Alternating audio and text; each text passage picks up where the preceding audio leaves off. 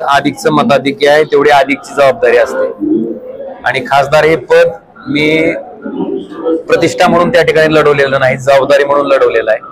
मागची 5 वर्ष सामान्य लोकांच्या जवळचा कुटुंबातला एक सदस्य एक खासदार असू शकतो ही भावना त्या सामान्य माणसाच्या मनामध्ये मी निर्माण करण्यात यशस्वी ठरलो।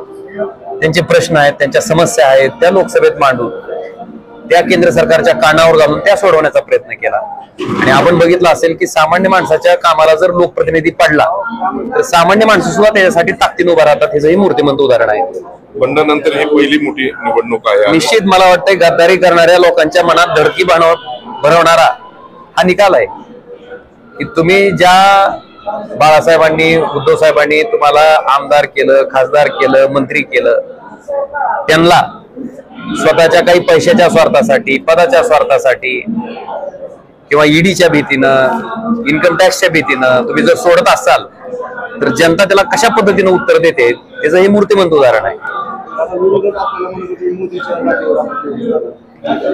आता लक्षात आलं असेल की त्यांच्याही की इथं बाळासाहेब ठाकरे यांना मांडणारा हाडाचा सैनिक आहे आणि जे काही राजकारण कपटीपणाचं तुम्ही मागच्या 2.5 वर्ष महाराष्ट्रात केलं त्याला दिलेलं हे उत्तर आहे।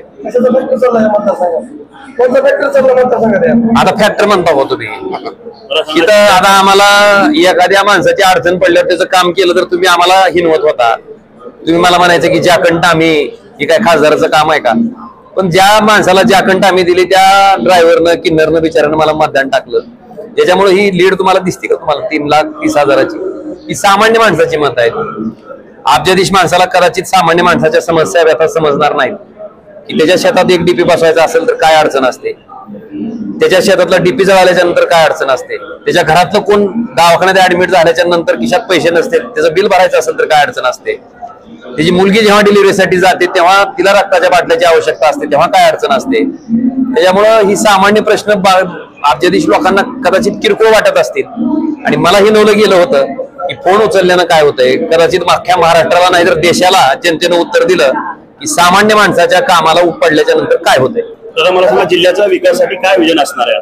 निश्चितपणे धाराशिव जिल्हा हा देशात मागासलेल्या जिल्ह्याच्या यादीत क्रमांक 3चा आहे।